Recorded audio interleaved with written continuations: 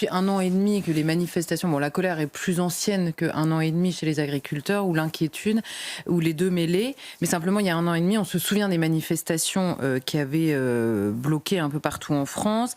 Et depuis 1 an et demi, pour faire simple, nous en sommes à peu près au même endroit sur le terrain législatif, parce que la loi qui est en ce moment justement entre les deux chambres découle des revendications de ces manifestations il y a 1 an et demi. Alors la proposition de loi dont le titre est officiellement lever les contraintes à l'exercice du métier d'agriculteur.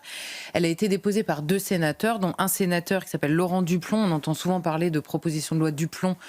C'est le nom de ce sénateur qui est LR. Elle a été adoptée par le Sénat, puisque l'initiative vient du Sénat. Elle a été repoussée maintes et maintes fois dans son arrivée, on va dire, pour le débat à l'Assemblée. Elle est passée par 2 commissions à l'Assemblée. La commission des affaires économiques, qui a discuté de certains amendements sur le texte, mais qui a laissé passer le texte dans à peu près tel qu'il était. Et ensuite, elle est passée à la commission du développement durable à l'Assemblée, qui, elle, est dominée par les familles politiques écolo et France Insoumise. Et là, qui ont non seulement modifié le texte, mais surtout qui ont déposé, qui ont participé à un dépôt massif d'amendements.